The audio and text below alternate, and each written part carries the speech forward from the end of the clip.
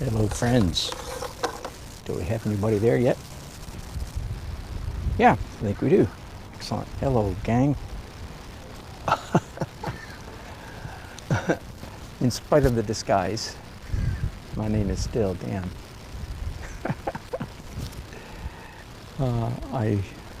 I signed a document swearing off my firstborn child if I didn't wear a mask throughout the duration of this event. I'm painting a wedding. But you know what? I'm 30 feet from the nearest person right now, so I feel like common sense might have something to do.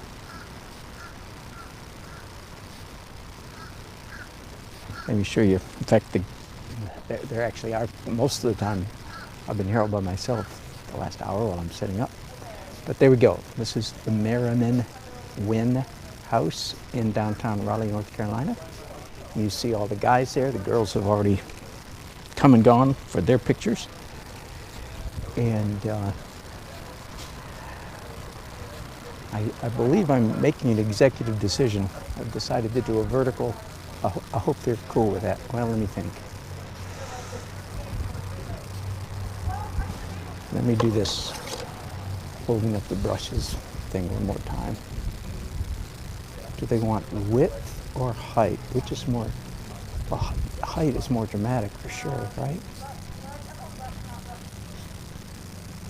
I don't know. I've got second thoughts all of a sudden. You know, that's crazy. All the time I've been sitting up, I've been thinking for sure vertical. But now all of a sudden when I look at it, doing the classic, you know, doggone it. All right. So this is Daily Art Adventure number 943. And Jake, you're right up there right now. I hope that you and Rachel get to watch this someday. Here we go. I'm going to tap it really softly so it's not to draw attention to myself. Oh, and this is not going to be as easy as it may appear. Oh boy, you guys are going to see the whole shebang. As it turns out, I put a cover, black plastic sheet on the back of the canvas.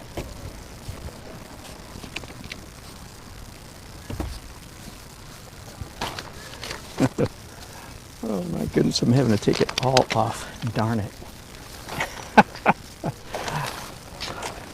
So that little change of my mind ended up being pretty darn expensive time-wise. So I'm still not finished. Now I have to raise the canvas up.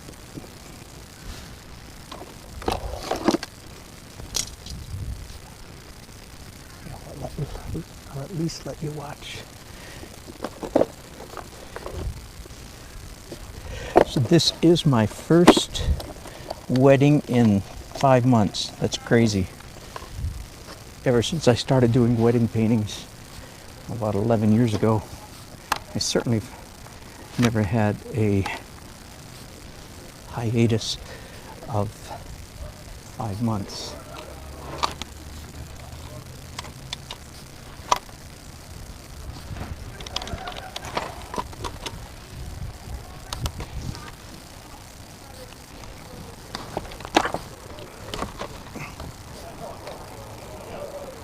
Have just a little equipment malfunction, and a par for the course. There's always something with this much equipment. There's just always a little something. I'm not even bothered telling you. You saw me wrestling with it there, but I'm just gonna let it go with that. Boy, I sure hope I don't change my mind again.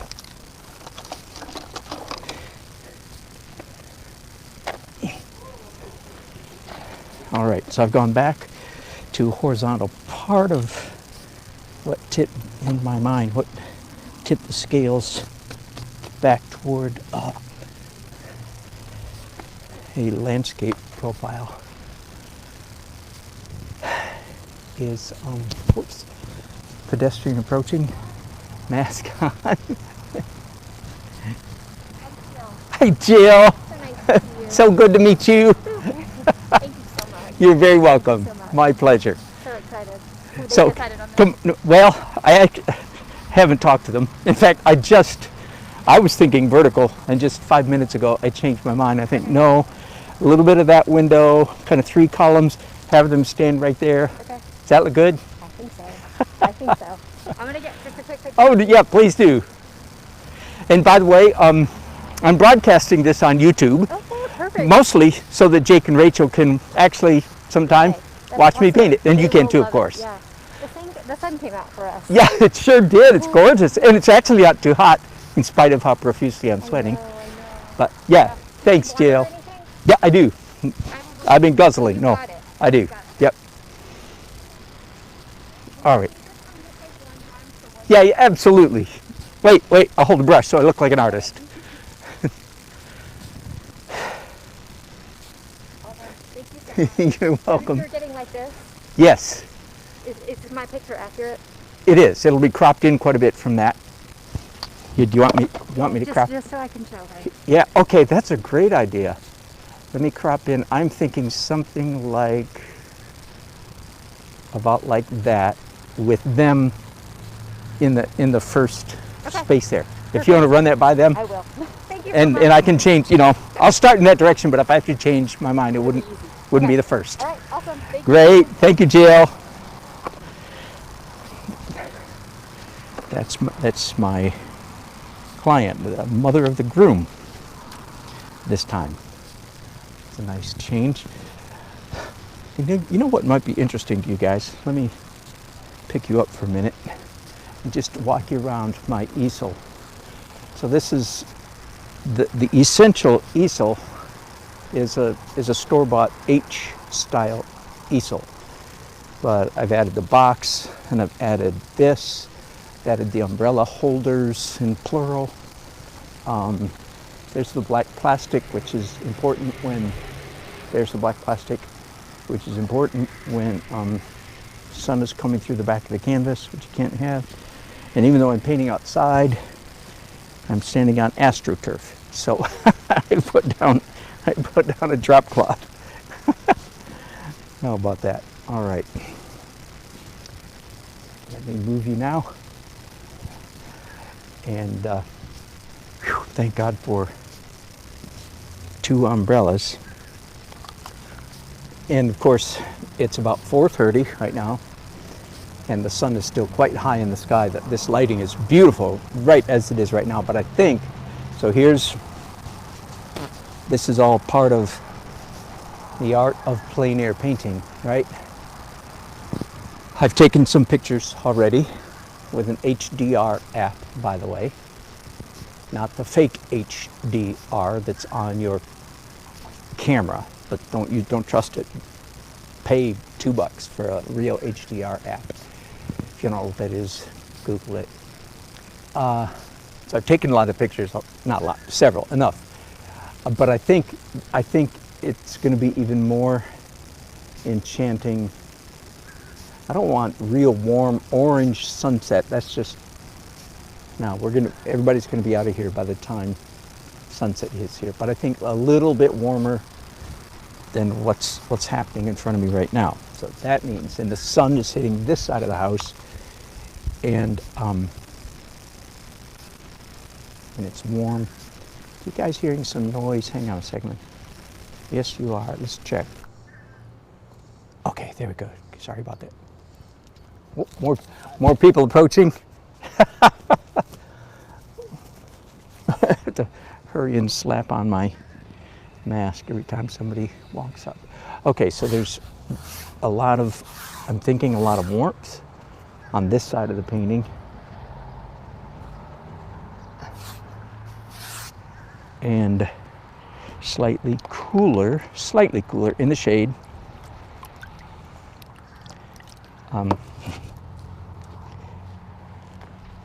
Over here on this side of the painting.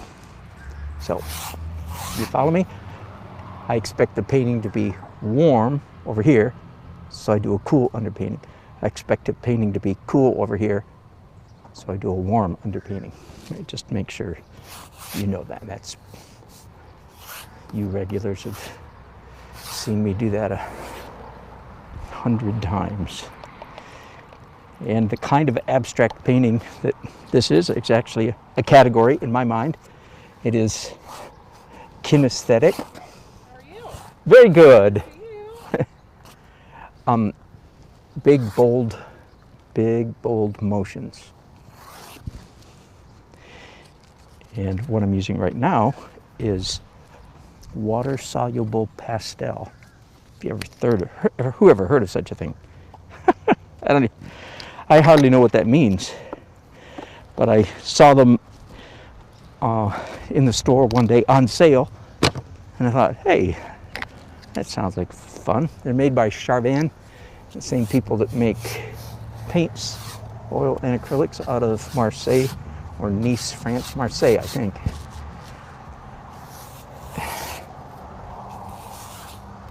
I should know. I visited their factory. The problem is I visited their factory in 2 different places, Nice and Marseille. That's why I get confused. All right, just a little bit more.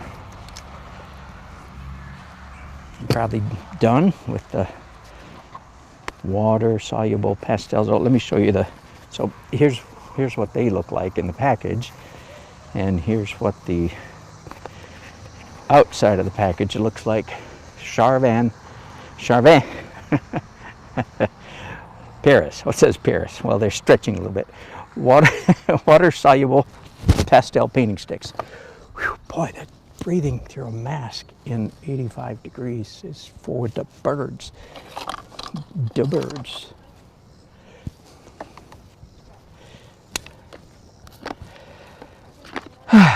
Thank God it's not 95. Wow. We're really getting a break here.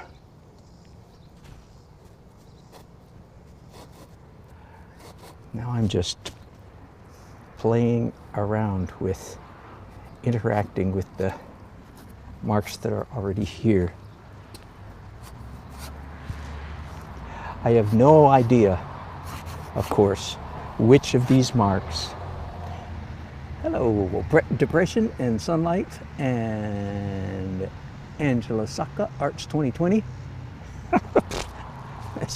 Hello, beautiful love.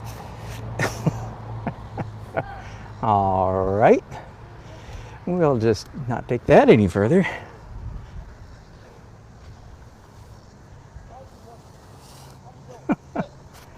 Anyway, so I don't know which of these marks, of course, are going to be seen or visible, which of them are going to hang in there, so to speak, through to the end of the painting. Therefore, all I have to do right now, and I'm done, all I have to do is make sure that all the marks on the canvas are attractive, interesting. Interesting is really a better word than attractive per se. Oh, I just realized I didn't get any rags out, so bear with me just a second.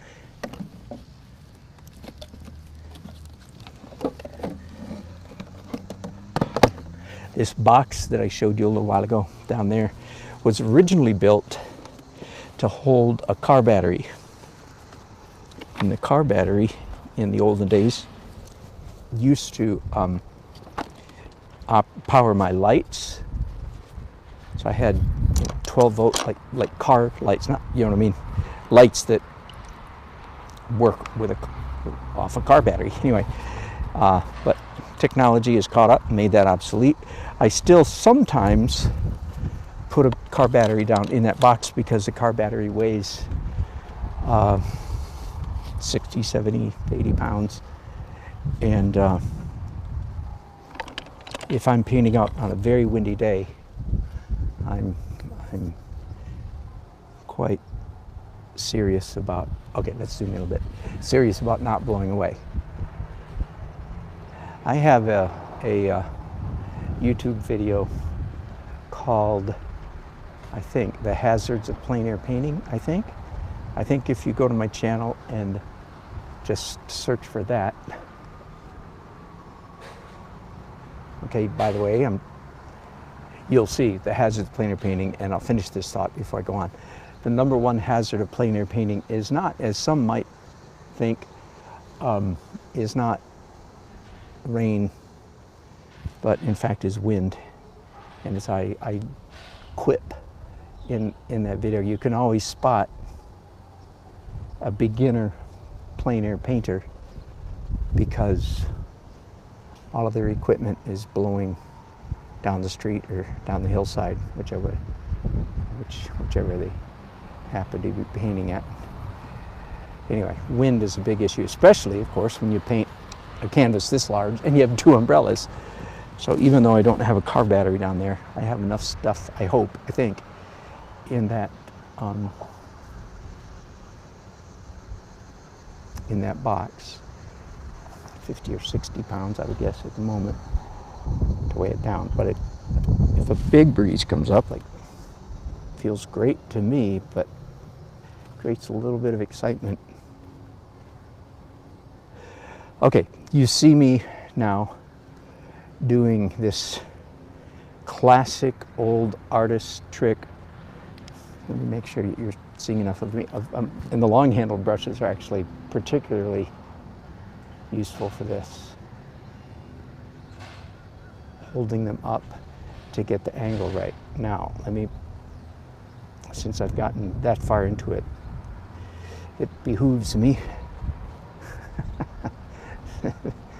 Is anybody in the mood to be behooven? That would be me. For you English majors.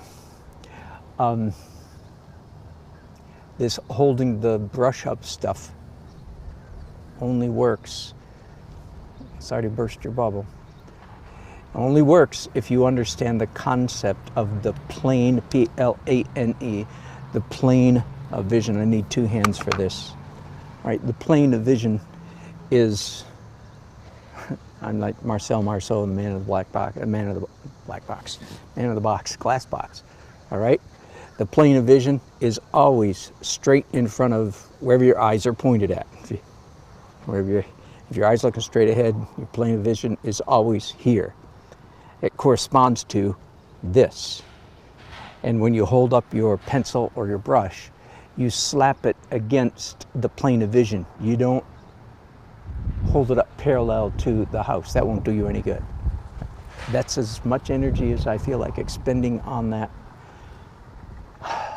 important lesson about perspective. You'll have to take it away from there. You could, if you want more information, just Google, and there'll be scores of YouTube videos and articles online describing for you the quote-unquote plane of vision, P-L-A-N-E. Plane as in the sense of geometry plane.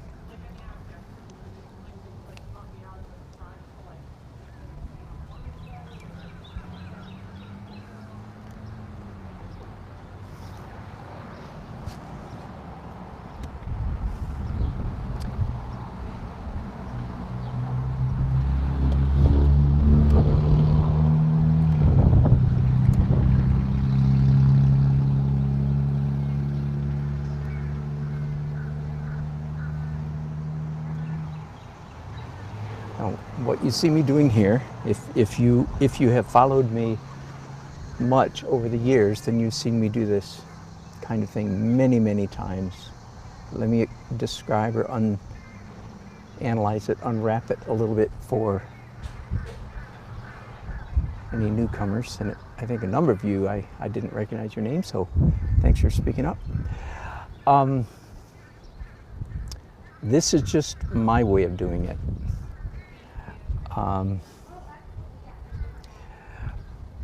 Back many years ago, when I was younger in my plein air journey, I would not do a drawing like this so early in the process. I would truly let the image emerge slowly out of the mist And I enjoy that very much. The problem is, far too often I would be 70, 80, 90% of the way through the painting process, and then would discover I had in fact made some dreadful drawing mistake. So that was not any fun. So I have changed my technique, my process, as you see here, and I take time early, like this, very early on in the painting process, to get in, so to speak, get into my left brain, get into my analytical, drawing, liney, linear, I'm saying, the liney side of my brain, the geometric, the measuring, the mathematical, all that. Right side of the brain, left side of the brain, in other words. And that's what I'm doing right now.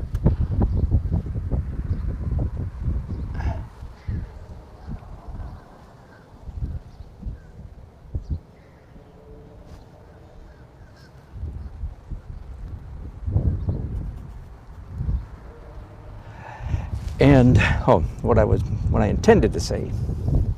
I can zoom. Whoops! How did you guys end up looking at my umbrella? Sorry about that. Wow. Don't know how that happened. So sorry.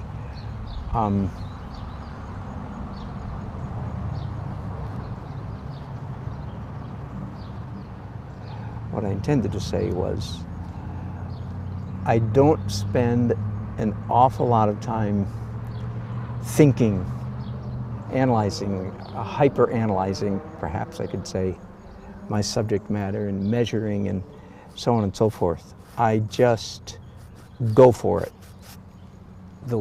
which is what you see me doing here. I would call what I'm doing here going for it. I would call this almost reckless speed, if you catch my drift.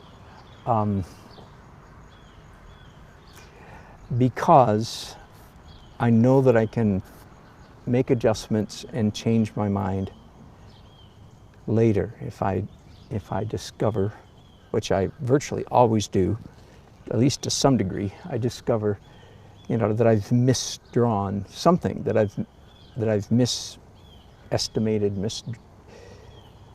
measured, in mentally speaking, measured with my mind, something. So that's very important. I've discovered among early journey painters, often there's a reluctance, once you've made your initial drawing, there seems to be a reluctance among students, forgive me, beginners, what I typically call early journey painters, a real reluctance to make changes. So I don't have that reluctance. That makes sense. That's part of what I want to make clear to you, is that I am, even though I'm drawing at a rather reckless speed,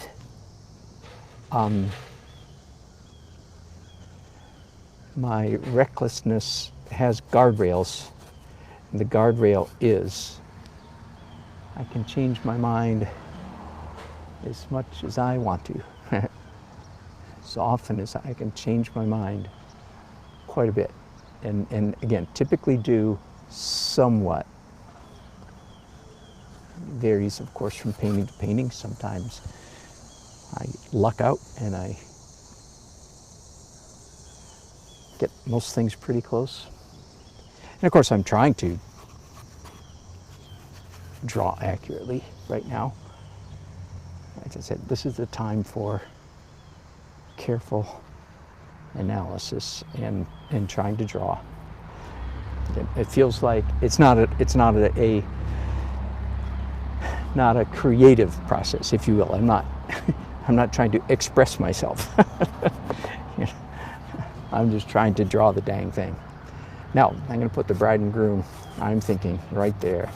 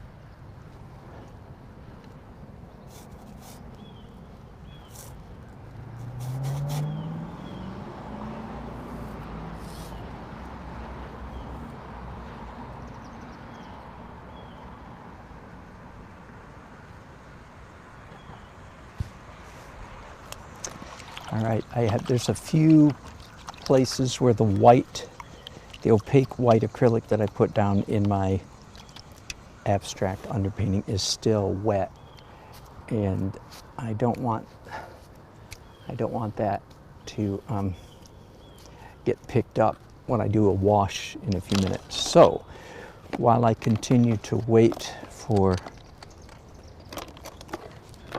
some of that white to dry, I'm going to grab a couple pencils here and do some more drawing with these Jerry's Artorama Jumbo Jet Black. And you regulars hear me say this all the time. Hey, how are you? I'm good. If you're going to take my picture, do you want me to take this goofy mask off my chin, or do you like it this way? We won't get caught. Are you going to wear it when people are... Oh, anytime somebody, in fact, when you walk up, except that you're the photographer, Right. I would take it off. No. I just want to take a little bit of video. Yeah, okay. But, So, okay, if I'm not even in the picture. It's fine the way you have it. Yeah, that's fine. So I'm being videoed now. Of course, I already was being videoed but by myself. Now I'm being videoed by a professional. All right, to anybody who's new to my channel, please understand that drawing with pencils in a painting is not at all conventional, not typical at all. This is very unconventional, okay? So don't go to your high school art teacher and say, hey, we can use pencils and when we're doing an oil painting, can't we? Your teacher will look at you like you're crazy, okay?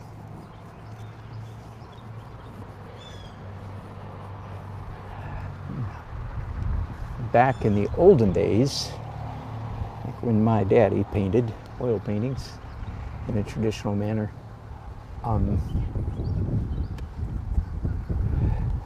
people would do a charcoal sketch underneath their, little bit of a breeze, hang on. A charcoal sketch underneath their painting. This, what I'm doing, is not parallel to that, okay?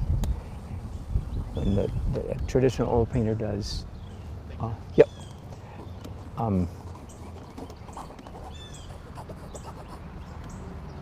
does charcoal, he or she,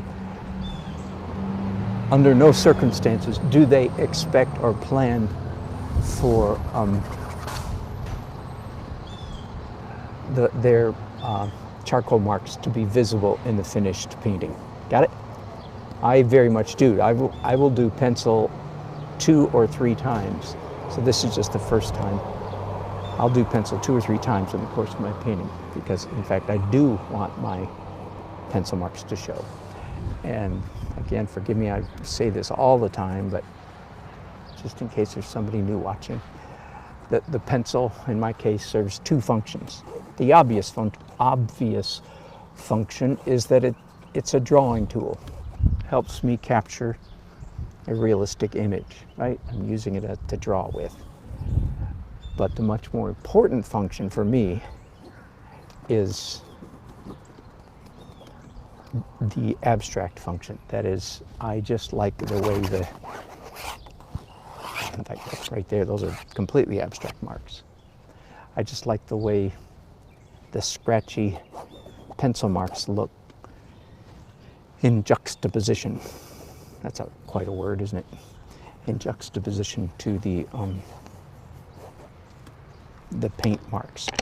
All right, I think most of that is dry enough. That is to say, the white.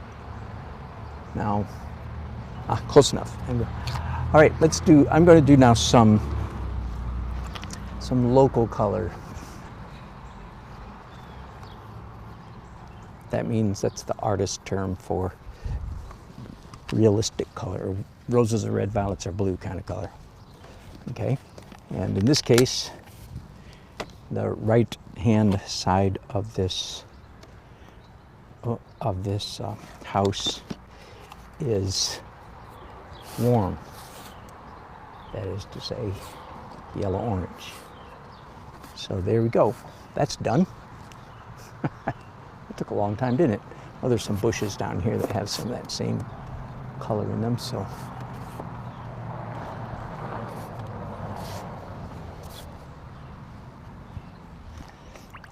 Okay, I gotta tell you, every time I do something like that, I can't help but think of all the students. I've had thousands of students over the years, over the decades, and I can't help, I don't know if it's thousands, okay, over 1,000 anyway.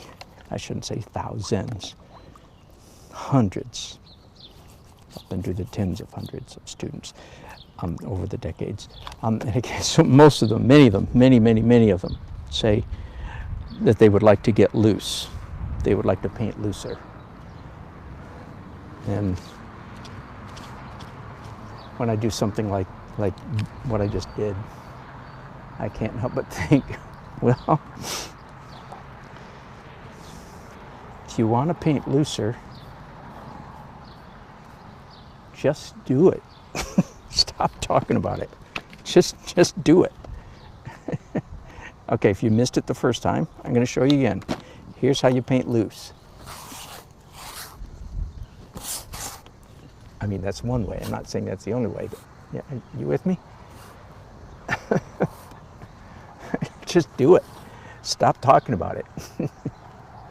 Okay, since I got that, here's Dan Nelson's 4 steps for painting loose. You ready?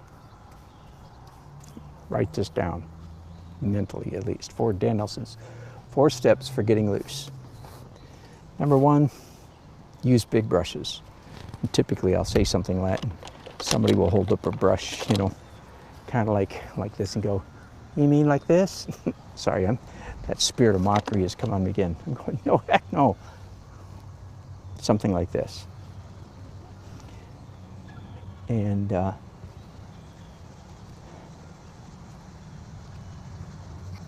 we seem to have connectivity issues, don't we? Number 1, use big brushes. Number 2, use your wrong hand, like I'm doing. I'm very right-handed. I use my left hand because it makes me looser. Number 3, take off your glasses. And number 4, turn off the lights. Congratulations, you have now graduated to loose painting. Right? It's real simple. It's really, really, really easy. I'm being a little bit facetious, of course. But as a teacher, I'm being more serious than facetious. Yeah, no, do it. Do it. Don't talk about it. Just do it. Stop talking about getting loose. Just do it. People are afraid, and that always amazes me.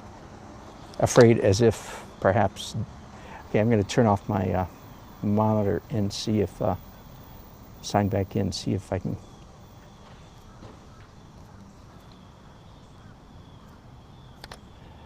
See if I can get my monitor working again. Moving right along, the next item on the agenda is the first layer of white, which is, I always say this, but it's true, it's always true. One of my favorite stages in the painting process is the first acrylic white layer, not counting the abstract that I did at the beginning.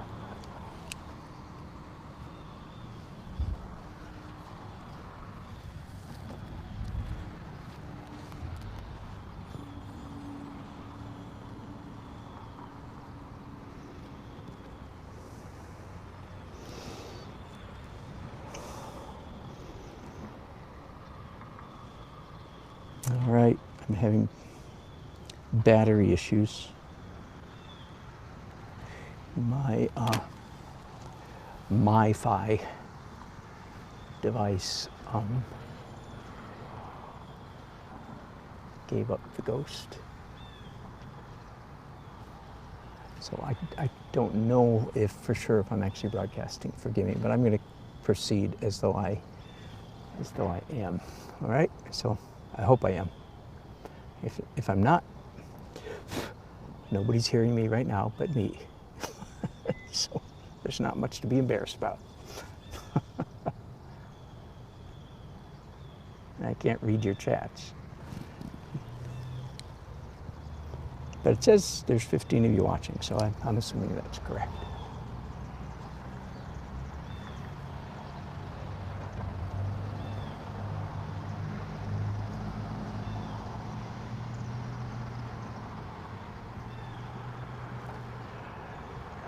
Now, unlike a few minutes ago when I said I didn't want, and by the way, I'm following my earlier drawing at the moment pretty carefully. I'm satisfied with where I put most of those early lines, so I will proceed. I still have time to make corrections and change my mind later. Oh, earlier, whereas I said I wanted the white to dry before I did a color glaze on top of it. In contrast to that, now I'm doing white on top of wet paint, and that's fine with me. I don't mind painting white on wet. I don't want to paint wet on white. Did you catch that? White into wet, that's okay. Colored wet paint into wet white paint, that is not okay in my book, in the way I paint.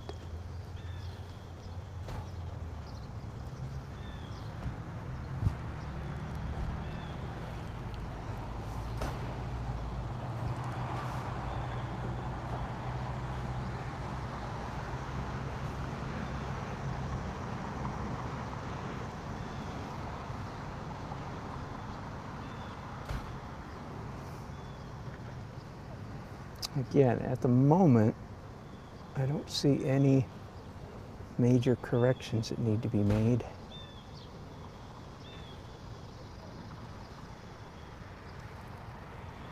So, in the architecture, in the drawings, I'll just keep going. And forgive me. So I've got this device. It may have overheated. The number of ways you could screw up broadcasting live when you're doing plein air, the number of ways you can screw up is nearly infinite. And it may be that this was sitting in the sun, may have overheated and turned itself off. Forgive me just a minute while I try to turn it back on.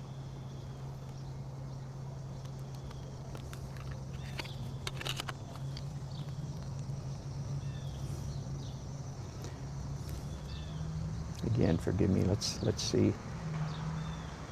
It's rebooting. Oh no.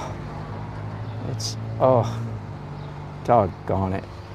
Verizon is insisting that I install new operating system, and that's going to take 5 minutes. I hate that. Usually you have the option of saying no, but they didn't give me that option. Rats. Anyway, like I said, the number of ways that you can screw up broadcasting live while doing plein air is nearly infinite. I was just given another way right there. Oh, software update. No, you can't say no. We insist that you do it right now.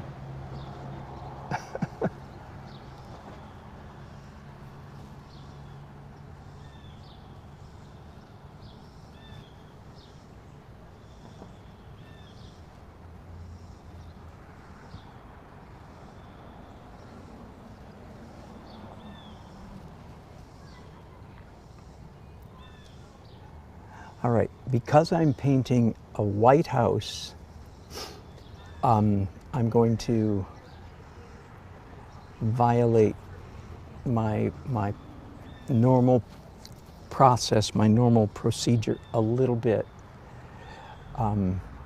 because if I don't, I'll get myself all confused. So let me tell you what that violation is. Typically, traditionally, so to speak, in in my way of painting, the Dan Nelson method of painting. Forgive me, I have an itchy nose all of a sudden. The traditional approach is, in the acrylic phase, I don't do any colors. I don't do any opaque colors. So all of my colors are transparent. And if I want some part of the painting to be lighter, then I accomplish that lightening effect by painting with opaque white, which is what you see me doing right now. So right now, I'm playing by the Dan Nelson rules, but I'm about to break the Dan Nelson rules, okay? Let me repeat that. Normally, the way I paint, all the colors are transparent. Hang on just a second, let me do some thinking here. So all of the moving the painting toward a lighter palette is accomplished by painting opaque white. That's the rules of this school of thought. But I'm about to break that because I'm about to do some opaque color. Instead of transparent color, I'm going to do some opaque color.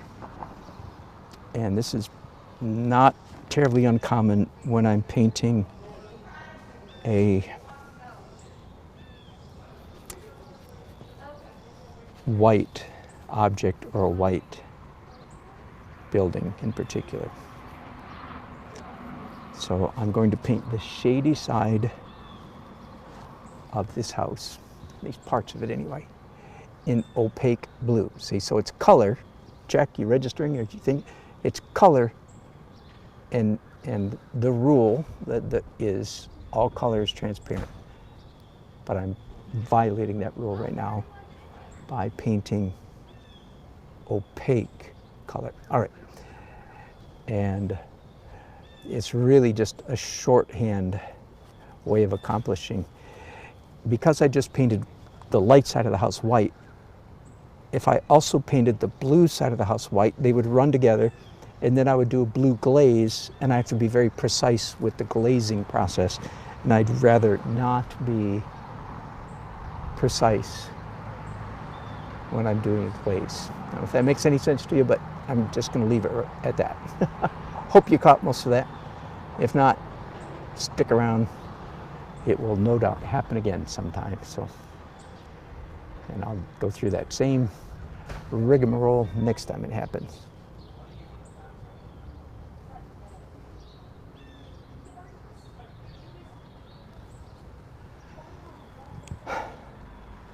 I'm assuming you're watching. My phone says you're watching. And I'm assuming, especially if you're an artist or a painter, I'm assuming that you are having some of the same experience, visual experience, that I'm having doing the painting. And that is my eyes, by that of course I mean the visual side of my brain, so to speak. My eyes are just having an experience. Not sure what to call it. You know. Goody, goody gumdrops, my heart is doing flip-flops. Something like that.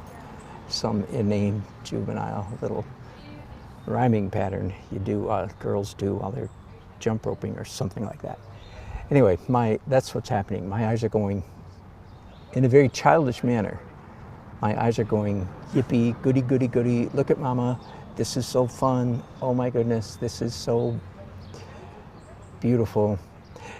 And please understand, let me zoom in as close as I can for a minute.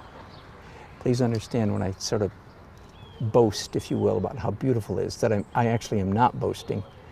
I'm actually responding to visual stimulus in a very non-sophisticated, innocent, naive, guileless, childlike manner. That's what I'm actually doing. And that, in my book, that is the way to paint. I could start sounding all new age, say, painting with the inner child. Painting from your inner child. That sounds kind of hokey to me, except that it's correct.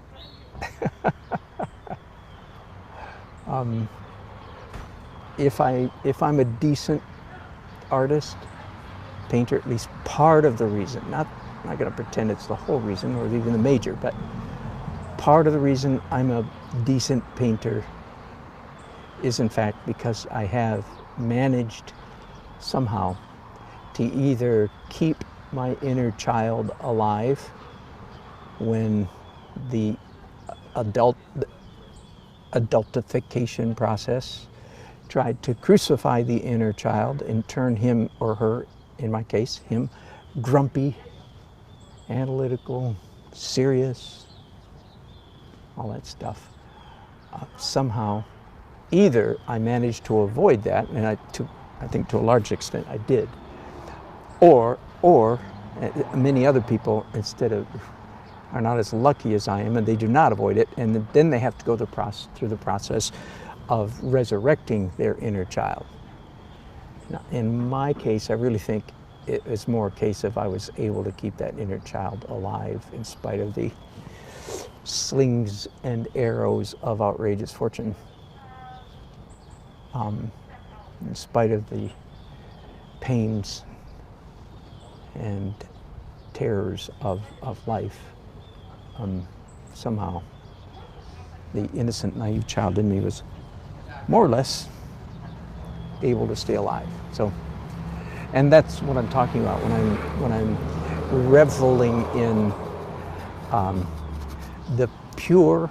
It's a very, I'm trying to describe, very visceral. For instance, like I just put translucent blue on top of a purplish red and yellow and orange, and it's all mingled together. And that's, I'm not thinking analytically, I'm not thinking, so to speak, with my adult mind, I'm thinking with my pure, unadulterated, unadultified, childlike mind. And in my opinion, that's where good art and good painting comes from. And by the way, in case you're wondering, I am at radical and extreme odds. That is to say, I disagree vehemently with virtually all art professors in all the universities in the entire Western world. No. And I don't have some kind of Messiah complex at all. I really don't.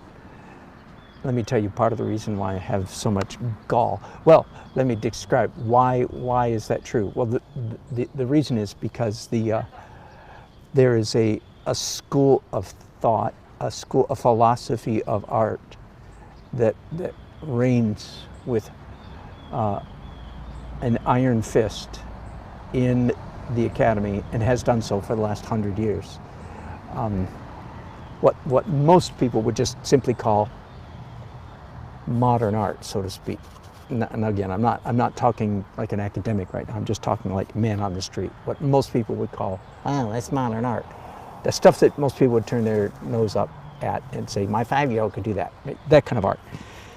That is, as you probably know, that is what reigns in the academy. In fact, even worse than that,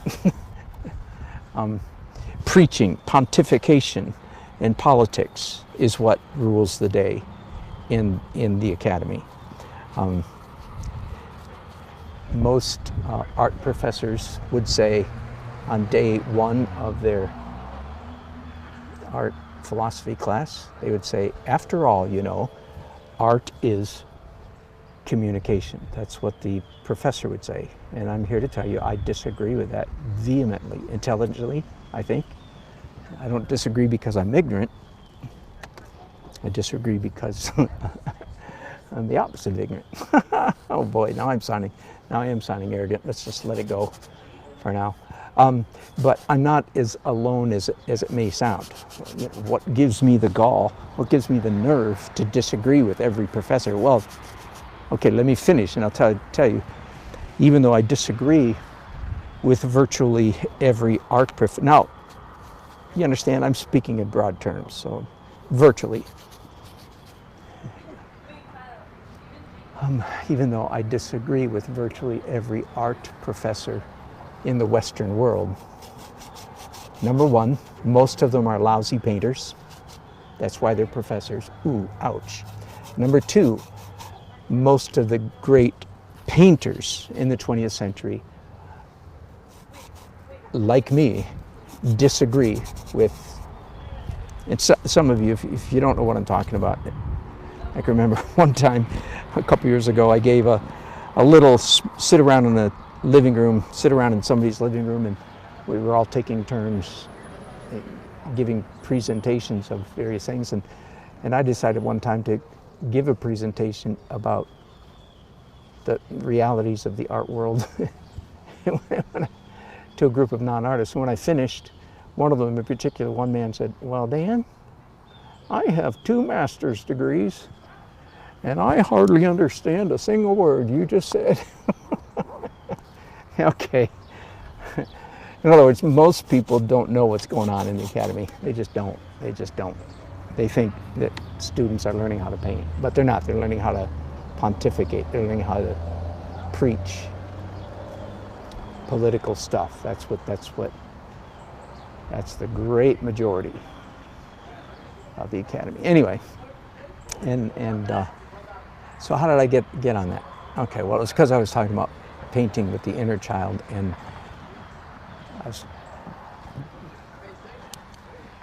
I think I painted outside your frame of reference for a little while there. I was talking, I know, because I'm responding to everything on this canvas in a purely visceral, visual manner, not in a preachy, political, like, you know, the art professor would say, "Well, Dan, what are you trying to say with this?" Whoa, hello, da-da-da-da, masks up. We love it. Right. Well, thank you. Is it okay to take pictures? Oh, absolutely. Please do. It's on YouTube. I can't wait to watch these videos. Good. That's who he's talking to. Sorry. Oh, no. They like to hear that people are really here. Can we be Awesome. Yeah, absolutely. You can come over here and get in the picture if you want. Oh, not many. 19. A few minutes ago was 19. Yeah, right there. I love it. Thanks, guys. Thanks for coming over.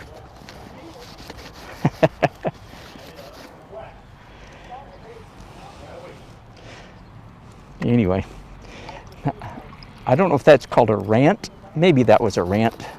I'm famous or infamous for my rants. I will admit that. Maybe it was a tirade. Maybe it was a lecture. I was pretty calm, though, don't you think? I didn't get overly emotional. The telltale signs of a rant. When the veins pop out on your forehead and your neck. I don't think I had any vein popping at all.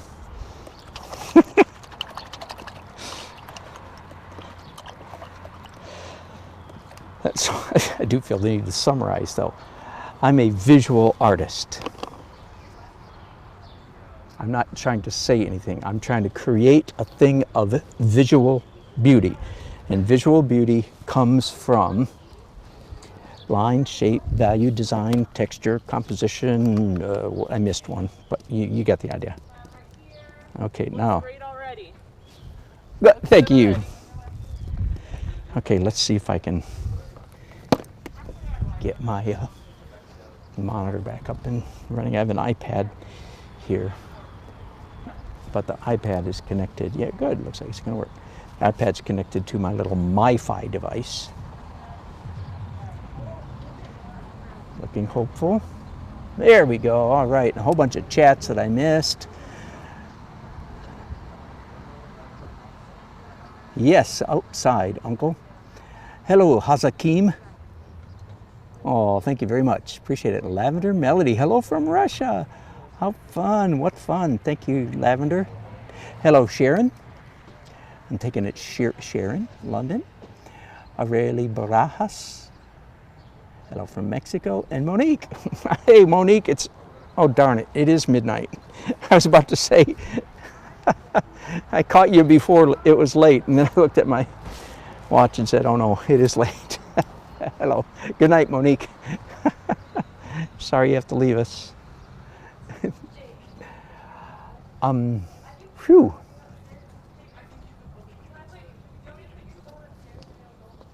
So, by the way, let me tell you a little bit about the outline of the evening. The ceremony is happening. Oh, many of you joined in since I showed you the building. There's the house that I'm painting.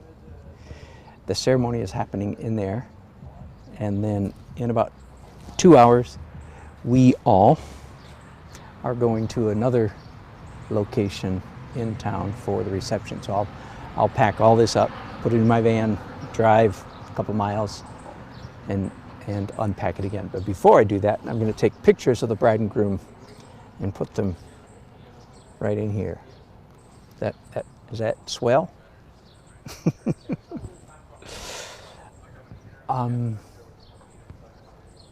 I think I'm ready for another go round of glazing.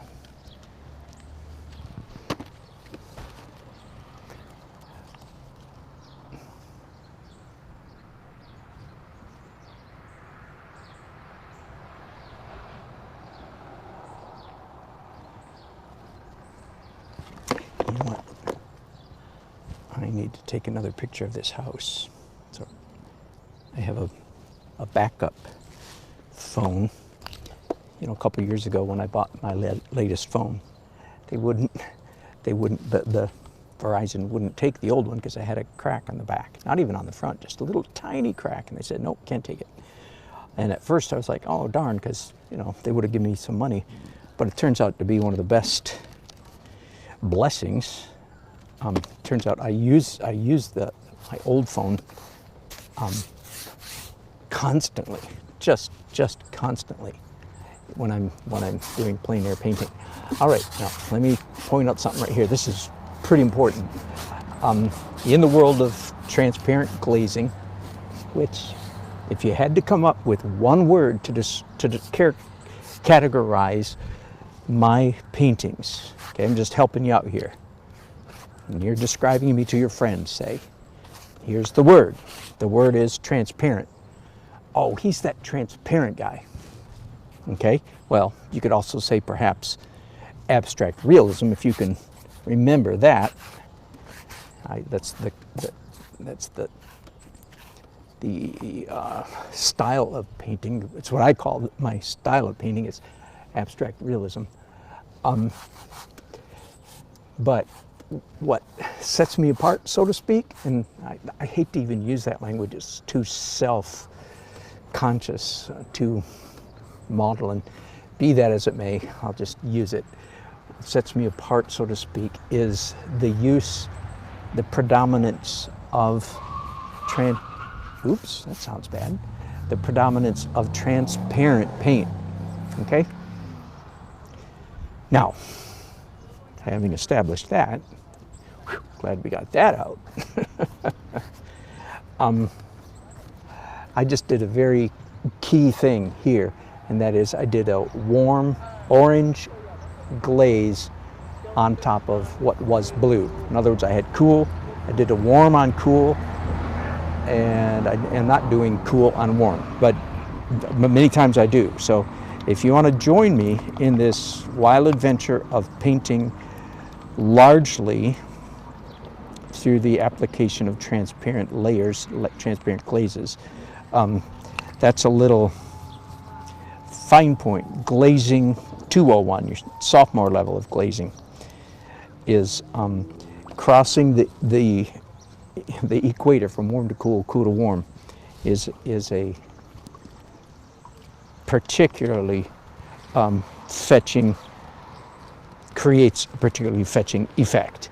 So this was all blue, and I did literally orange transparent on top of the blue. And I will probably do that same kind of thing yet again. Now I've got just more pure yellow on my brushes for this light side of the house. In fact, I like that quite a bit. I'm gonna do some more right there.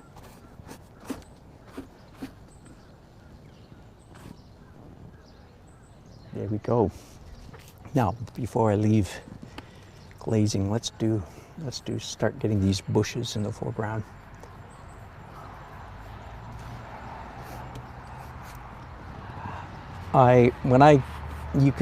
You can find several videos. I have several videos on YouTube of giving you a tour of my paint palette.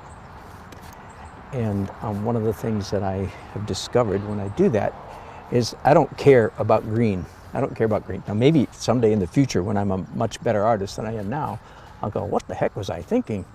I should care desperately about green. So, there's room for growth. Maybe someday I'll change my mind, but at the moment, nah. In other words, I don't care what color green you buy, I buy. Like right now, I have sort of I don't know what that is. I have no idea. It's not using art colors. I would just call that a bright spring green or a chartreuse. Again, I don't even care what the label said. All right, but I don't care about green. The reason is, let's go back to what brought that up. The reason I don't care about what color green I use is because almost all my greens are made up, truly. Like I just did, for this green right here was, get this, ultramarine blue. So a cool blue with a little bit of purplish in it, right? Ultramarine blue and orange, which are almost complementary colors, right? Almost. But that's what gave me this lovely, I could use, let me just for conversation's sake, let's pick up some of this stuff. See, so that's okay. That's kind of nice. A little bit hot. I'll have to, back down on that later on. That's no problem. I'll be doing all kinds of glazes on top of everything that's here.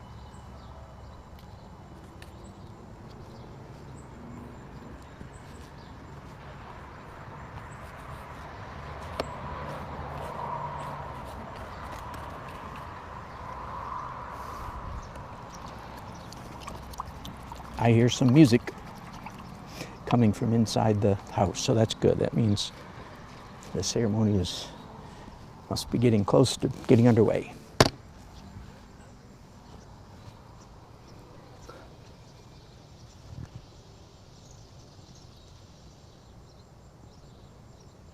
I'm deciding what next. I'm trying to decide what to do next.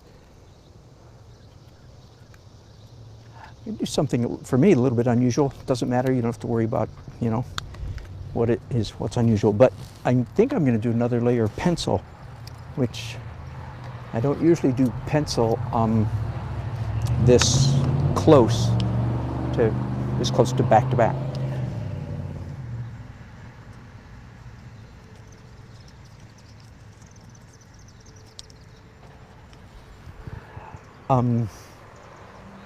But it's just what I feel like doing. So I'm very intuitive at the moment. And you can, I hope, tell by the way that I'm handling the pencils that although my concern is to some degree to capture, realism, to use the pencils in the service of similitude, if you will, realism, that's a little less than half the story. I'm quite a bit more concerned about just the marks themselves, the texture themselves. Now, I have no idea. I have maybe as many as 10 layers to go on this painting Yeah, I think I'm probably on layer 7 or 8. I have failed to count today. 7 or 8 down, 10 to go. So once again, I have no idea which of these pencil marks, say, are going to be visible, extant, so to speak, are going to be visible in the finished painting. It's not my job to know. It's not my job to worry about that. What is my job is simply to make interesting marks. You could say attractive marks. That's a little bit more philosophically problematic. Interesting is more technically precise.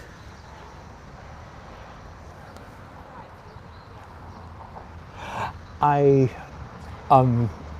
again, in the process of self-discovery, you know, most of what I do as a painter happened by accident. As you know, I tried something one day. I stepped outside of the center of my process and did something and went, oh, wow, that's kind of nice. So the pencils happened 3 or 4 years ago.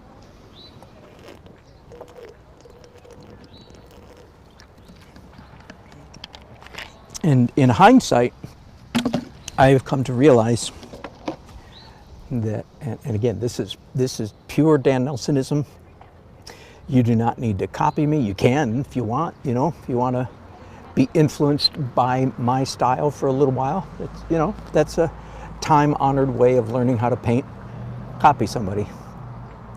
But in hindsight, I discovered, oh, look at that, can you see this? How close are we? Yeah, barely.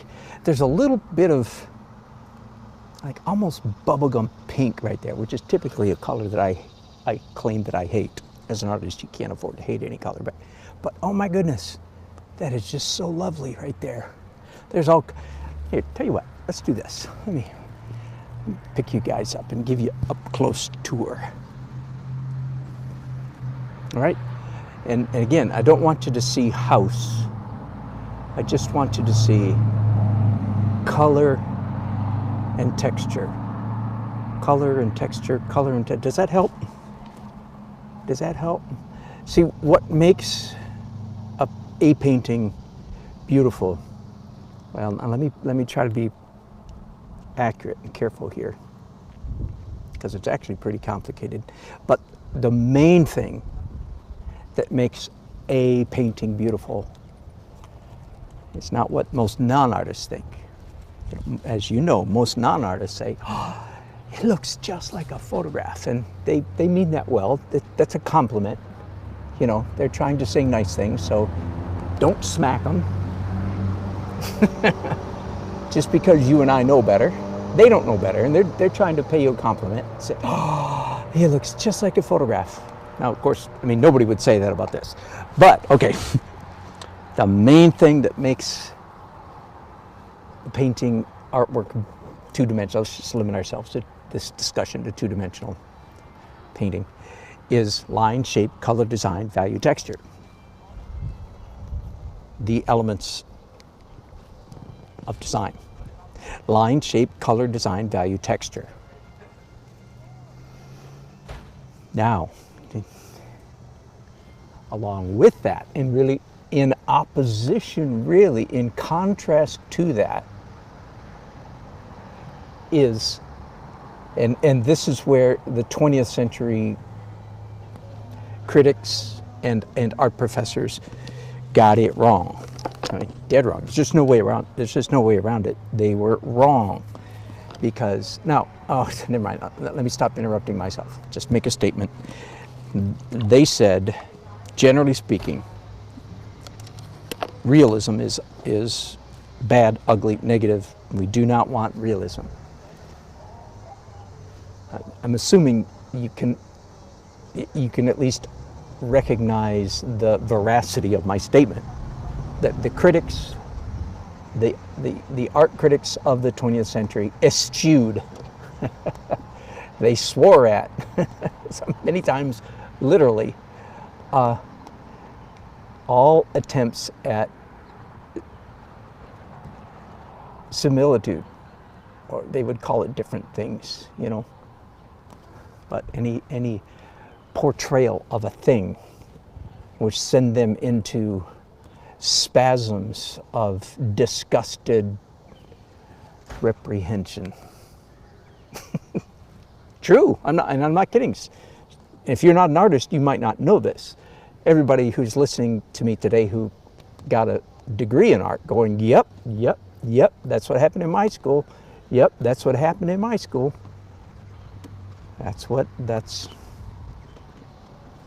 And there are exceptions. No, there are, but they're very few and far between. Anyway, so why am I saying? Oh, okay. So I think that what actually does move human beings, all except for the ones who have been corrupted by the academy. Do you understand? Normal human beings who haven't drunk the Kool-Aid, to use the common idiom. Normal human beings are moved by this forcing together of two things. One, similitude or recognizability. Like, behold, this is a house. Behold, this is going to be a house with a portrait of a bride and groom.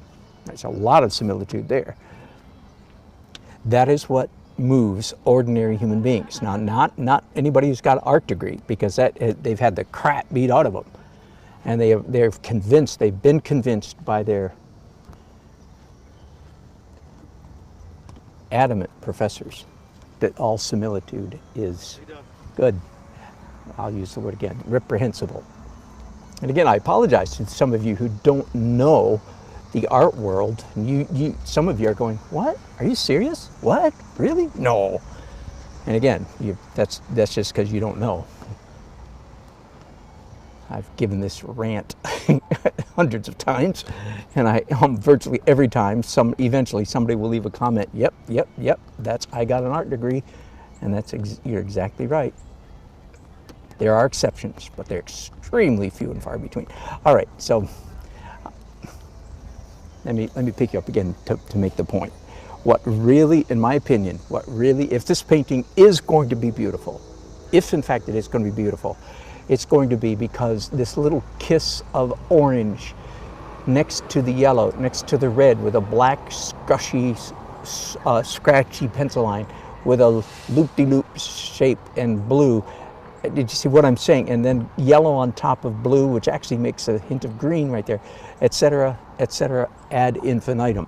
In other words, what I'm naming is line, shape, color, design, value, texture. That's what truly, if this ends up being a beautiful painting, which, duh, that's my job, that's why they're paying me. I certainly hope every time I do a wedding painting, I hope and pray, oh Lord, please let this be the very best wedding painting I've ever done. I do. I'm not kidding. I literally say and pray, Lord, may this be the most beautiful painting I've ever done. I don't think that, and I don't let you guys, I'm not focusing here on anything kind of religious thing about prayer. I'm just saying, if you're an artist, you're the same way, aren't you? You might not say I pray, but you hope, you wish, want to hope. You scrunch your fists and clench your teeth. Oh man, I hope this painting's good. Right? Just, by the way, again, a little bit of insight. And if you're not an artist, please understand how artists think. I think I'm very typical, and this is not unique. Now, by the same token, I've done 120 or 130 wedding paintings. The likelihood that this, in fact, will be the best, because don't tell anybody, but I've done some, hope my mom's not, I've done some damn good wedding paintings. Now, son, well, there was no need to send your painting to hell. It's a theological term, Mom. Actually, no, I'm being silly. Sacrilegious too, by the way, might I add. Anyway, I've done some, I'm being silly, I've done some really good wedding paintings, so the likelihood that this will be the best, but does not stop me from gritting my teeth, clenching my fists, and going, this is going to be my best one yet. This is going to be, I swear this is going to be my best painting yet. That's so far, I have great hopes for this painting, even though it may not be the best. Okay, let's just say it's in one of the top 10. That's a lofty goal. But anyway, I'm not saying anything that every artist in the sound of my voice doesn't go, yep, that's what I do too. So, by the way, you have to watch out, because that kind of intensity and ambition can lead to discouragement. So hold that in balance, my fellow artists, right? You know, be nice to yourself. You can't do a best painting of your life every time you go out. Doesn't keep us from hoping, wishing, and wanting, and trying, but don't let depression come on you if you fall a little short.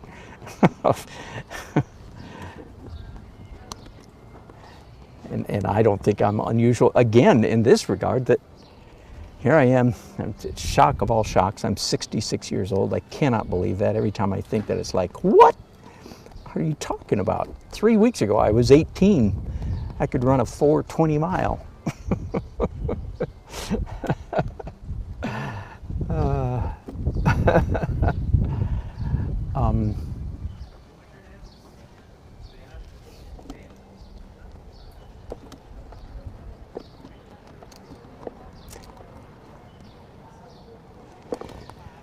What was I saying? I'm 66 years old, shock. Oh yeah, then I distracted myself with the 4:20 mile part. Here's the good news.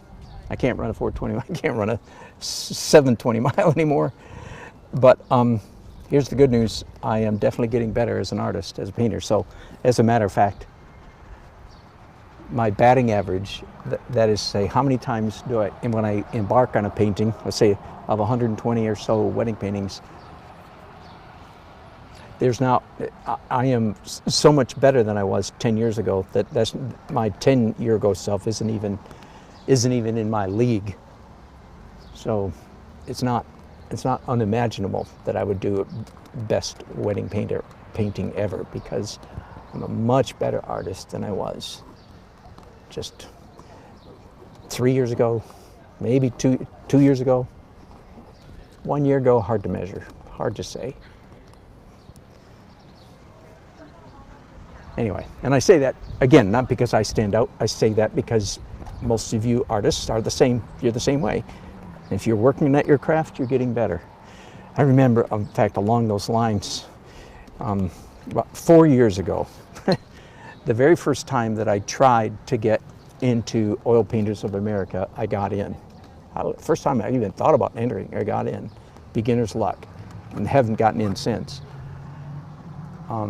I wasn't that terribly impressed that I got in until I went down to Dallas and walked into the show.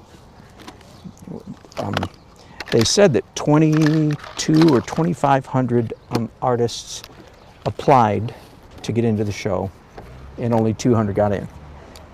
And in my opinion, a lot of other people's opinion too, the Oil Painters of America is the creme de la creme. It's the mother of all art organizations in North America. That may be wrong, but that's a lot of people think that. Anyway, when I walked in and saw everybody else's artwork, my teeth fell out. Oh, golly. Then I considered myself very lucky. Anyway, sitting around, you know, sipping a beer with the other artists. It's a several-day event, and one of the conversations I was a part of went something like this, you know. And by the way, I was sitting around a table with 6 other people, none of whom had gotten into the show that year. I was the only one, so I was the rock star of the group, that particular table, if you catch my drift. Hang on, let me think a minute. All right, I'm going to do another opaque color. So breaking my normal rule again. Yeah, well, I'm going to start, never mind. I'm going to start by I'm going to start by doing white, so I'm not breaking my rule right now. The rule is in the acrylic stages, all of my colors are transparent, and I use white to create lightening, a lightening effect, lightness, to get the painting, some part of the painting lighter. So in other words, like I'm putting white here, it is assumed correctly that I will do a glaze on top of this white later in the process. That is correct. That is certainly what's going to happen. All right. But in a few minutes, I'm going to violate my normal practice by, in fact, doing some pale, warm blue on this side of the house. All right. Okay, so, but I was sitting at the table. There's a little bit of a story. Again, it's sort of encouraging. I think it's encouraging. And the other people sitting around the table were all just talking about how hard it is to get into the OPA, Oil Painters of America National Show. You know, and they were congratulatory. I was lucky. I haven't gotten in since, you understand? So let's be clear. Let's be humble here. Let's be real. I have not gotten in. Tried three times since then, or two, I forget. 1 year I forgot the deadline. Entering deadlines is not my strong suit. But at least twice I've tried and failed. Anyway, and one of them said, well, think about it. How many people tried to get in this year, and some got in and some didn't? If you were to interview every artist, either those that did get in or those that didn't, especially those that did get in, and you were to say to them, you were to ask them, but are you still improving? Are you going to be a better artist next year? Think about it. These are some of the best artists in the world, in America. They managed to get in this year, hooray for them, but they're still improving. Are they going to be a better artist next year? And the answer is, heck yeah. It's like, wait a minute. So it's sort of like an ever advancing finish line. You never quite get there because everybody that you might have been as good as one of them was last year, you might be that good this year. All right, forgive me. All I'm trying to say is I'm trying to encourage all of you artists. Say, way to go, way to go, way to go. Get on the bandwagon, stay on the bandwagon. Just keep going, just keep going. And you know as well as I do, we're not truly in competition with anybody. Nobody nobody can paint like you, no matter how good or bad or what your style is. There's not a person on the planet that can make your marks. Take some encouragement. And you're not in competition with anybody. You are actually partnering with all the artists in the world, helping all the human beings in the world thrive.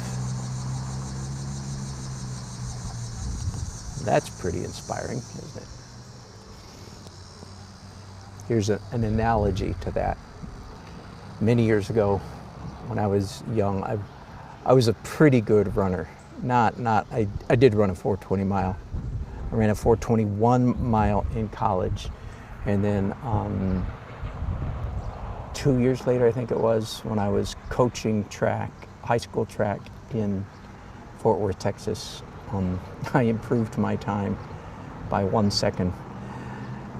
Running, I have to say this, I ran broke my personal record at 11 o'clock at night on a dirt track, which is a horrible track, horrible.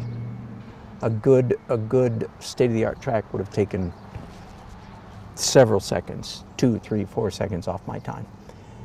Anyway, a dirt track with no competition, and I had to go around a bunch of slow people that wouldn't get out of my way. They don't have to get out of my way, but it would have been nice, since I was trying to, break a personal record. Anyway, why did I tell you that? Okay, so I was a mediocre runner, college runner. But at one point in my young adult life, I was training with a friend this is in Minnesota, who at the time he had run a 4:22 marathon, which they say is the equivalent of a 4-minute mile. He had run a 4:02 mile. He was still young. He was still working on breaking the 4-minute mile. And I remember so well. Rob was his name, and he talked about one of those years. This was in the early 80s, 81, 82. He talked about, I was a mediocre runner, but I ran with a guy who was definitely in the elite category, right on the verge of breaking the 4-minute mile, ran a 4:22 marathon.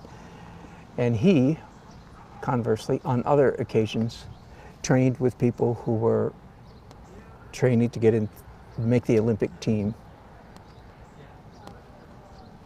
And so I trained with a guy who trained with people who were hoping, planning realistically to make it into the Olympics, okay? And what was just real obvious to me, even as a young man, and I believe it even more now, is that all human beings, we all are connected. We're a lot less lone, independent agents. We're a lot less than we think we are. We all influence each other a lot more than we think. And in the field of athletics, this is historically very plain. Think about Roger Bannister, for instance, to use a classic example. Roger Bannister broke the 4-minute mile when I was about 3 months old in May of 1954. Within 2 weeks of the time that Roger Bannister broke the 4-minute mile, that other guy, I know his name, but I'm forgetting it right now, broke the 4-minute mile. And then a whole floodgate opened, and from then on. Now, of course, I mean, a 4-minute mile is, I won't say nothing, but it's far, far, far from, top of the world. But the people who are running a 350 mile would not have done it if Roger Bannister hadn't run a 4-minute mile 66 years ago. We all grow and motivate each other. We all help each other. Whether you feel like you're helping other people or not, you really are, just by being there and pursuing. I'm going to continue to talk this way because somebody out there needs to hear this.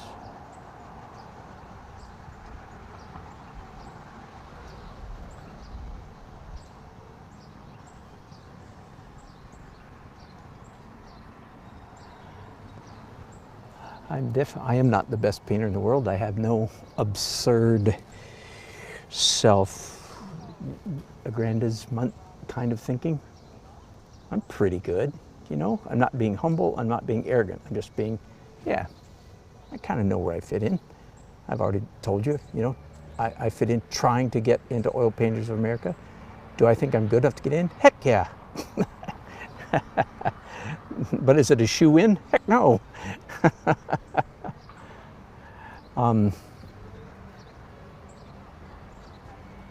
But all I have to do is my part.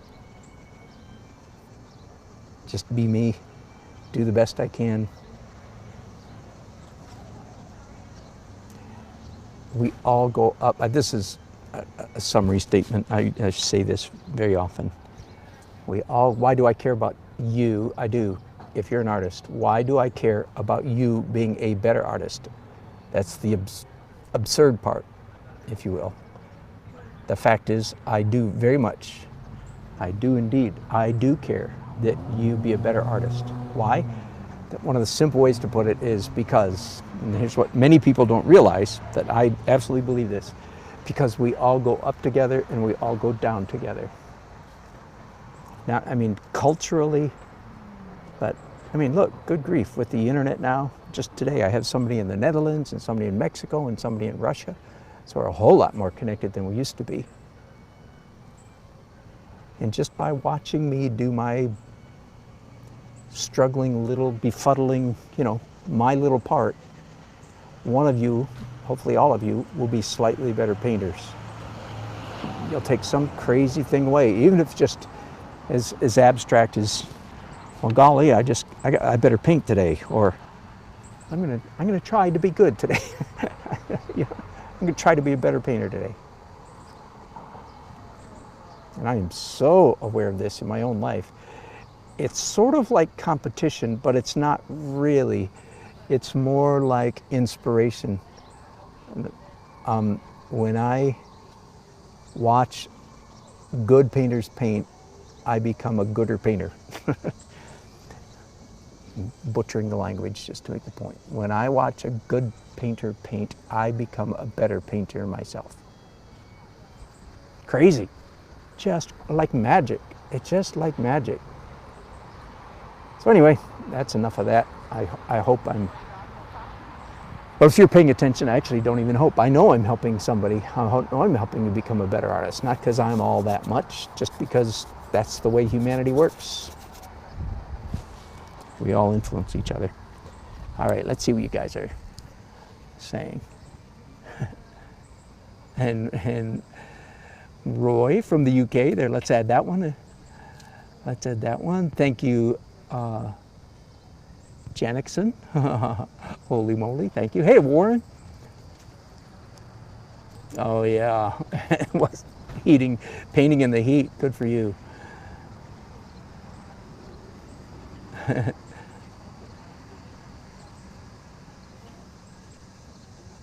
Oh, great. Thank you, Lavender Melody from Russia.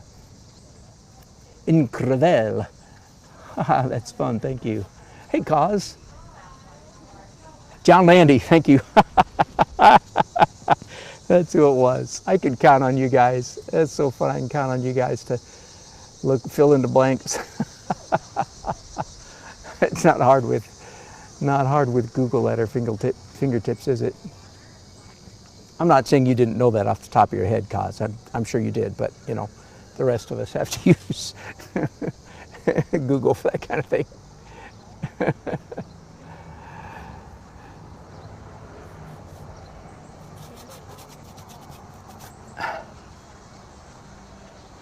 All right, are you having fun? I'm asking myself, actually, am I having fun? And the answer is, heck yeah, I really am. I really am. I'm like that bumper sticker that says something like, you know, a bad day at the beach is better than a good day at work or anywhere else or something like that, or a bad day golfing is better than a good day or whatever. That's pretty much the way I feel. And this is not a bad day, but standing in front of a canvas, painting, that's a good day. That's a good day for me. I love it. And thanks for keeping me company a little bit.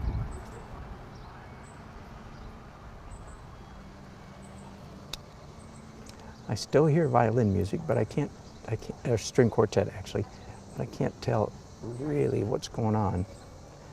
Seems like there's a lot of people walking around, but maybe they're employees, I don't know.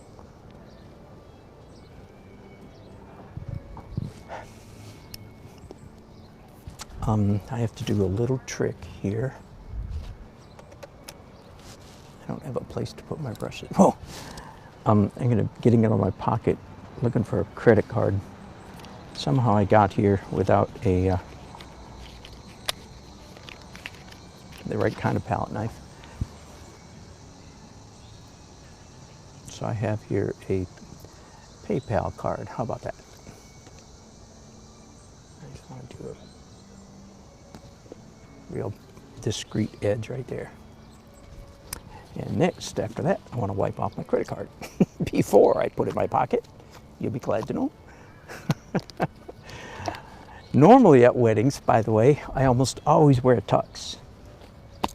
But I just had a feeling in this hot summer day that it was going to be appropriate. Some of you don't, or you can't tell what I'm at, right? You got the bow tie, which is, whoops, crooked, hang on. That's, I'm using you as a mirror. Is it straight now?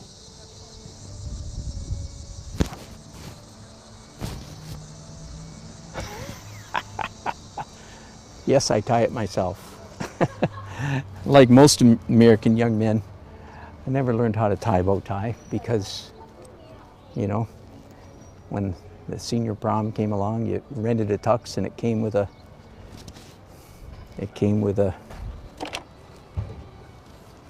clip-on bow tie. So I started doing weddings 10, 11 years ago, 12 years ago, and started wearing a tux.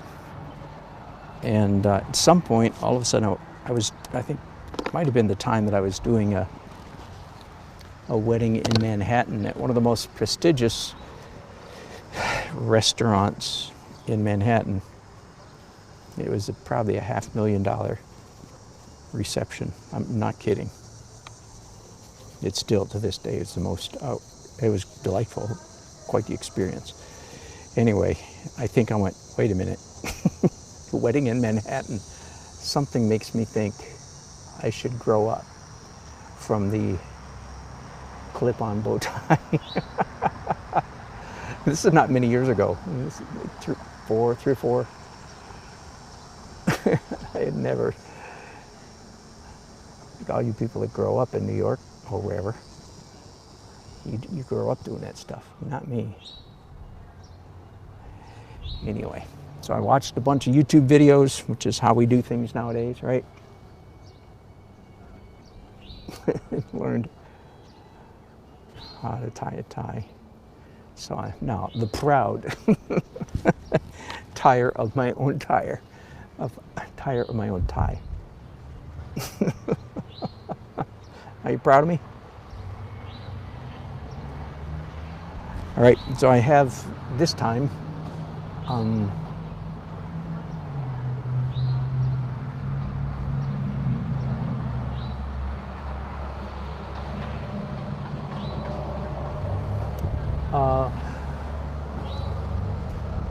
a little more of a greenish blue than what I used last time I did this. And once again, in my book, it's all about, I'm exaggerating, but it's all about the layers and layers and layers, the visual richness that emerges almost as if by accident, as if by magic.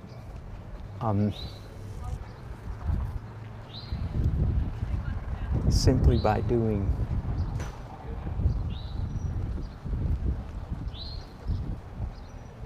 some pretty sophisticated, that is to say, complex gingerbread up here, and I really do want to get it fairly accurate.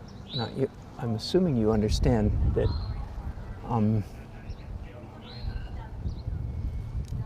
none of this is going to be the main point of this painting. The painting is going to be about the bride and groom. They're not going to be very big, but they're going to be right there. So their location is pretty important.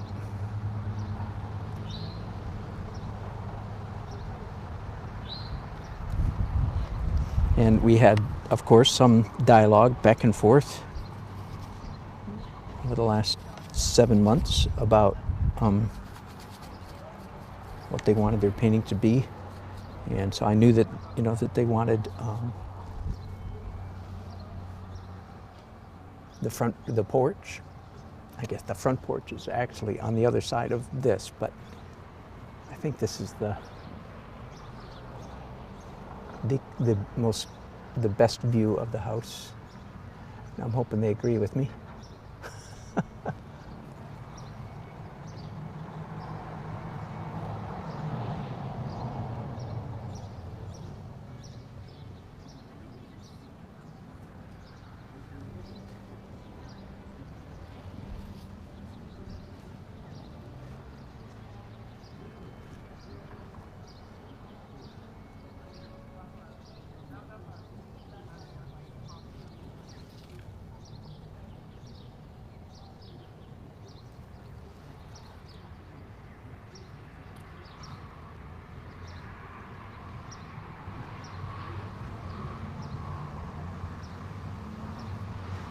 I'm taking a little bit of liberty with the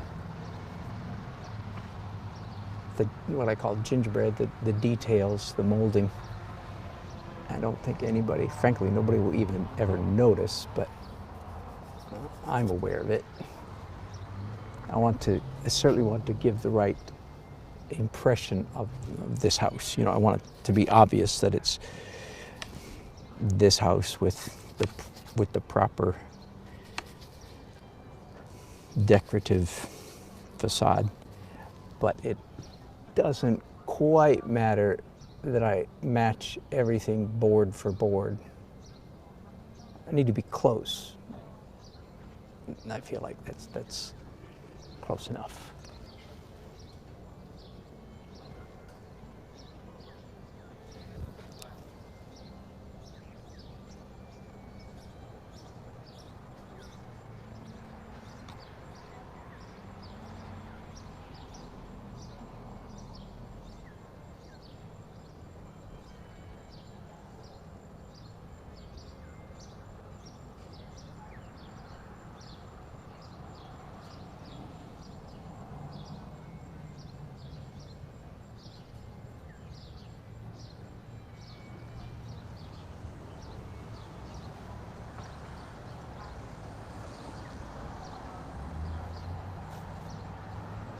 Once again, you can tell, I'm assuming, you can tell that I'm after a degree of similitude, a degree of realism, a degree of accuracy. But you can also tell, like even an uninitiate, somebody who's not accustomed to looking at art, in fact, a young person who is in their journey, they're in the place where they're extremely focused on capturing accuracy. They might be truly confused by my paintings. Like, I don't get it. Why didn't he paint it better? I can almost remember, like in high school, when I was a young artist, I can almost remember thinking that kind of thing myself when I looked at, not wild and crazy, you know, modern, quote unquote, modern stuff, but when I looked at stuff like this, representational, being almost confused, like, yeah, but why didn't they do it better?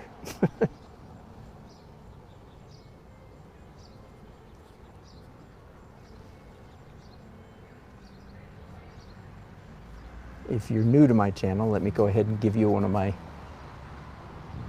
very common mantras. I say it so often, which is, I think the ideal art journey is we spend the first half of our journey learning how to paint stuff that looks like stuff. I think that's an ideal.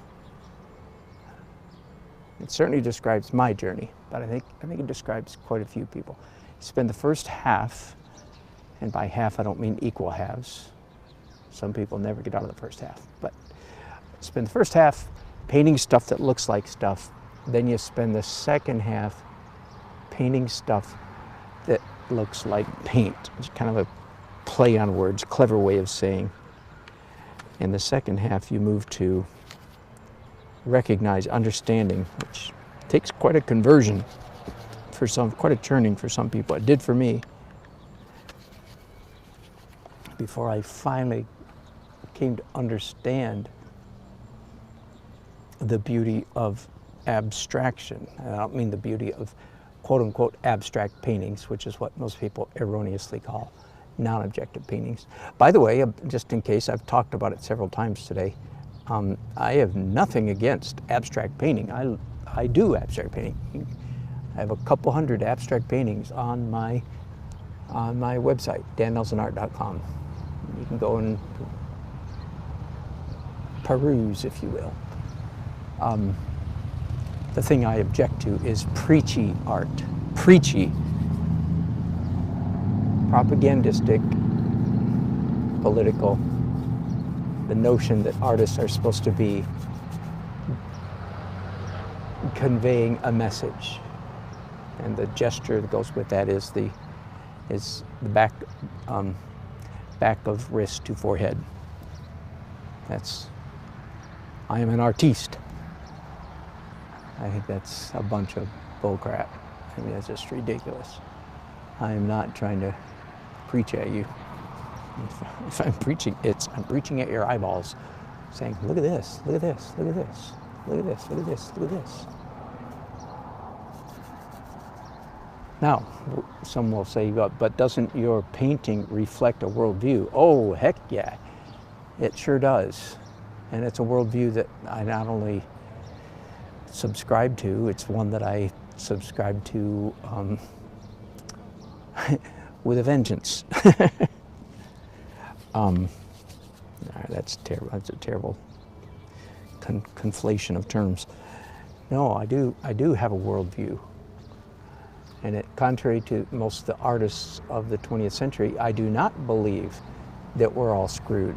See, you understand, don't you, that it's a big part of the reason why most of the art of the 20th century was so ugly, horribly ugly, was because they actually believed they were reflecting our true condition, our true state. Okay, make no mistake. They think my paintings are a lie or deception, that I'm deceived. If I'm not lying, I'm at least deluded, according to the establishment. Oh, good, the music has stopped. I believe we have a ceremony finally happening. 6:15. Yeah, I think that's right.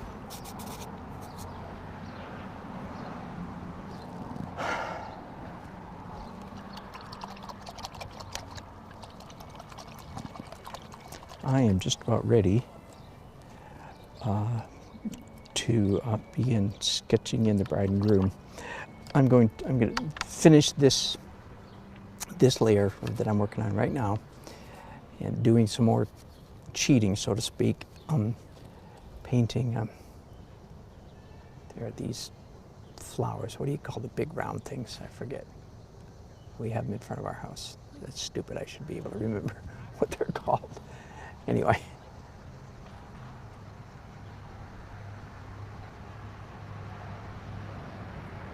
Big snowball kind of flowers.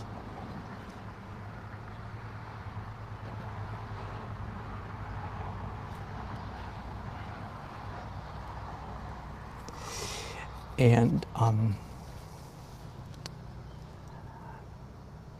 I've got a long night ahead of me, so here's what I'm going to do. I've been broadcasting for babbling on as I do, as is my wont. Doesn't this guy ever shut up?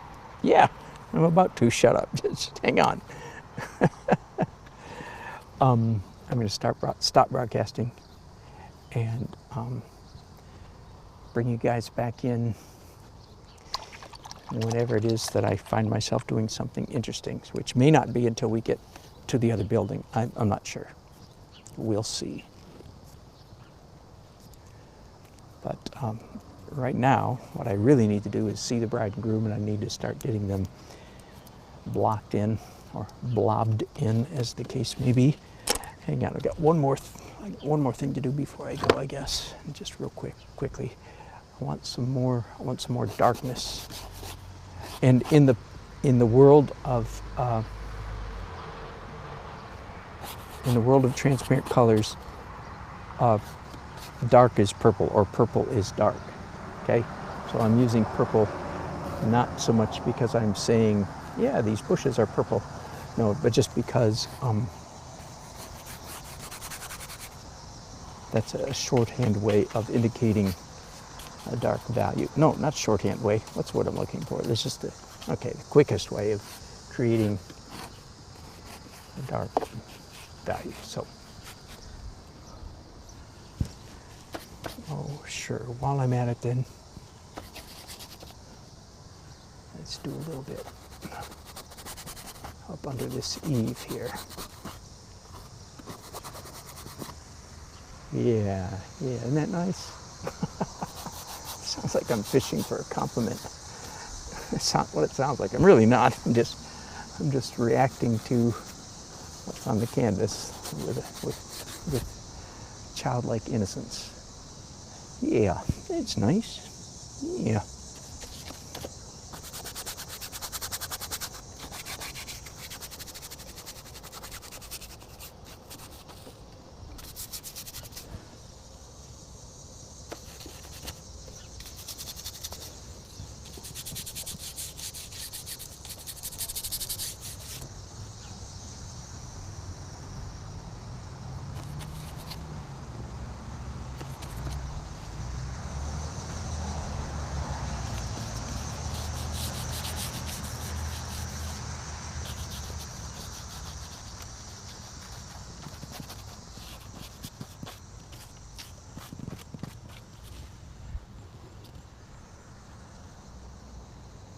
Suddenly I find myself very glad that I can paint with my left hand, because lo and behold,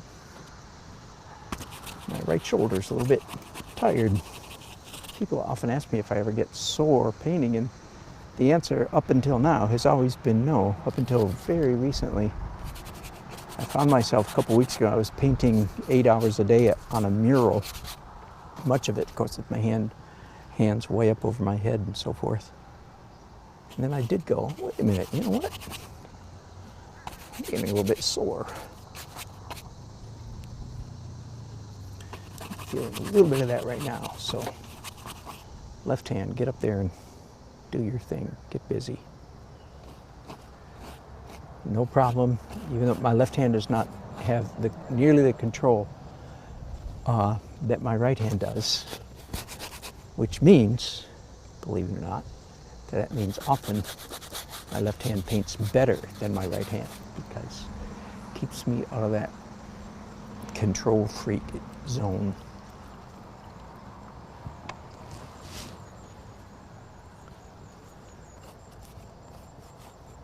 There really is a little bright green bush right down there. I don't have to I'm not obligated to put it there simply because it's there, but the fact that it's there makes my eye go, oh, you know what? Yeah. There's actually another one right there. Yeah, better painting if that's there. Again, I don't do it because I'm obligated. I do it because I looked and said, oh, yeah, that's a nice element.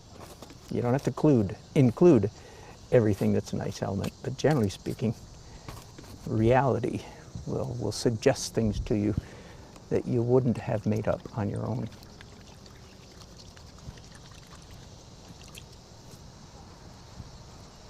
I know what I'm going to do, but I'm going to end the broadcast, but I'll tell you what I'm going to do next.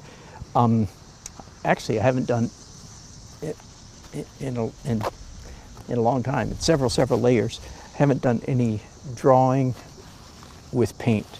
Small brushes, fairly fine brushes, dark transparent color, and that's what this is calling for right now. So just to preserve my energy, I'll be painting for another 4 or 5 hours tonight. It'd be a good idea to paint by myself. Thanks for your company. Let's see.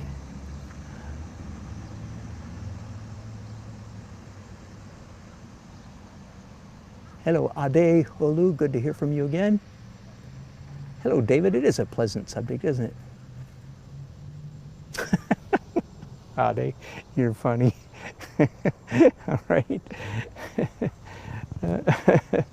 All right, I will be back. Like I said, I don't know if I'll bring you in when I'm sketching them in or not. We'll see. But I'll certainly be back later tonight. Thanks, as long as my batteries work. Okay, bye.